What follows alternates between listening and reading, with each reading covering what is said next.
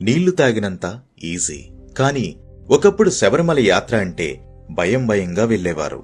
ఎప్పుడు ఏ చోట ఏ ప్రమాదం ముంచుకొస్తుందో ఎవ్వరికీ తెలిసేది కాదు. అప్పట్లో శబరిమల వెళ్లటానికి ఏరుమేలి మార్గం అనే ఒక్కదారినే ఉపయోగించేవారు. ఈ దారిగుండానే పూజారులు, సిబ్బంది ఆలయానికి వెళ్లి వచ్చేవారు. పూజారులు స్వామివారికి ప్రత్యేక పూజలు చేసేవారు కాబట్టి వీరు ఎప్పుడు వెళ్లినా గుంపులుగా ఒకే బృందంగా వెళ్లేవారు. శబరిమల పూర్తిగా దట్టమైన అటవీ ప్రాంతం కావడంతో యాత్రకి బృందాలుగా వెళ్లటం అప్పటి నుండి ఆనవాయితీగా వస్తోంది. ఇప్పటికీ అయ్యప్ప భక్తులు అలానే చేస్తున్నారు. 200 సంవత్సరాల క్రితం 70 మంది శబరిమల యాత్రకు వెళ్లారు. ఆ సంవత్సరం ఆలయ పైకప్పు ఎండుగడ్డితో, ఆకులతో కప్పబడి ఉంది. అప్పట్లో గర్భగుడిలో ఏకశిలా విగ్రహమే ఉండేది. ఆ విగ్రహానికే పూజలు చేసేవారు. 1909లో దేవాలయంలో అగ్ని ప్రమాదం జరిగింది.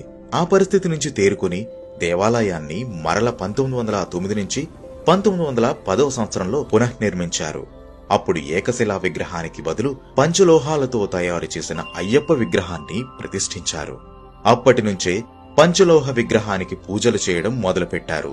1935 తర్వాత భక్తుల సంఖ్య గణనీయంగా పెరగటంతో మకర జ్యోతి దర్శనానికే కాకుండా మండల పూజ కోసం కూడా భక్తులను ఆలయంలోకి ఆహ్వానించారు.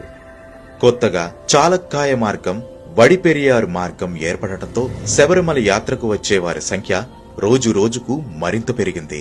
కేవలం మకర జ్యోతి సమయంలోనే కాక విషు, పంకుని ఉత్తరం, ఓనం వంటి పండుగల సమయంలో కూడా ఆలయ ద్వారాలు తెరిచి ఉంచేటట్లు 1945వ సంవత్సరంలో ఆలయ బోర్డు నిర్ణయం తీసుకుంది.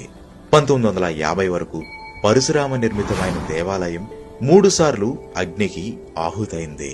అయినా సరే మరల 1951లో పంచలోహ విగ్రహాన్ని చెంగనూరు నుండి తెప్పించి వేద పండితులు మంత్రోచ్చారణ మధ్య ప్రతిష్ఠించారు. అప్పటి వరకు కేరళీకేలి విగ్రహంగా కీర్తించబడ్డ అయ్యప్ప స్వామి భారతీ కాళీ విగ్రహంగా, నేడు భూతలీకేలి విగ్రహంగా కీర్తించబడుతున్నారు. బెంగుళూరుకు చెందిన ఒక భక్తుడు గర్భగుడి పైభాగం, దాని చుట్టూ బంగారు రేకులతో తాపడం చేయటానికి పూనుకున్నాడు. 2000 సంవత్సరంలో శబరిమల పూర్తిగా స్వర్ణ దేవాలయంగా మారిపోయింది. 1984 పూర్వం 18 ఎక్కటానికి పరశురామ నిర్మితమైన రాతి మెట్లనే భక్తులు ఉపయోగించేవారు.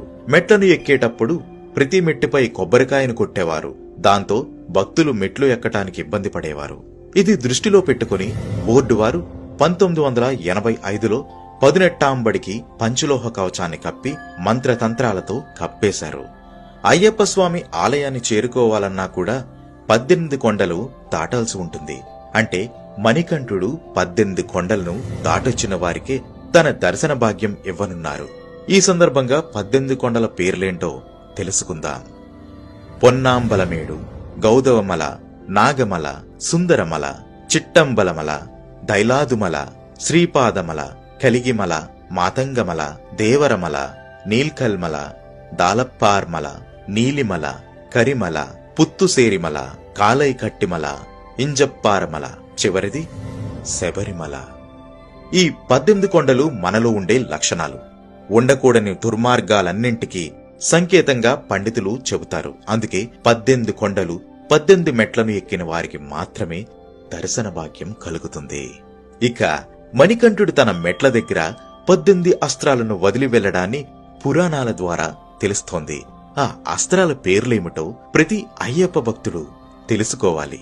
మొదటగా శరం, క్షురిక, డమరుకం, కౌమోదకం, పాంచజన్యం, నాగాస్త్రం, హాలాయుధం, వజ్రాయుధం, సుదర్శనం, దంతాయుధం, నఖాయుధం, వరుణాయుధం, వాయువ్యాస్త్రం, సార్ఘ్నాయుధం, బ్రహ్మాస్త్రం, పాశుపతాస్త్రం, శూలాయుధం, త్రిశూలం.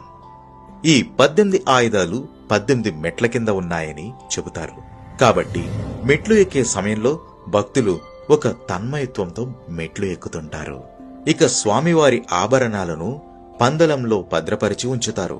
అక్కడి నుండి మకర సంక్రాంతి రోజున 3 పెట్టెలలో ఆభరణాలను తీసుకుని 11 మంది సభ్యులు 3 రోజుల పాటు మోసుకుంటూ వచ్చి 84 కిలోమీటర్ల దూరంలో ఉన్న శబరిమలకు చేరవేస్తారు. తెచ్చిన ఆభరణాలను స్వామివారికి అలంకరించి కర్పూరహారతి గుళ్ళో ఇవ్వగానే తూర్పు దిక్కు పొన్నంబలమేడు నుండి భక్తులకు మకరజ్యోతి దర్శనం కానవస్తుంది.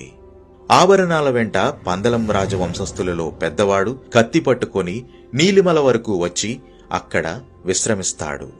తిరిగి జనవరి 20వ తేదీన ఆభరణాలను వెంటబెట్టుకుని పందలం వరకు వెళ్లి వాటిని భద్రపరుస్తారు. ఇది శబరిమల ఆలయానికి ఉన్న పూర్వ చరిత్ర. ఓం శ్రీ స్వామియే శరణమయ్యప్ప. ఈ వీడియోని అందరికీ షేర్ చేయండి.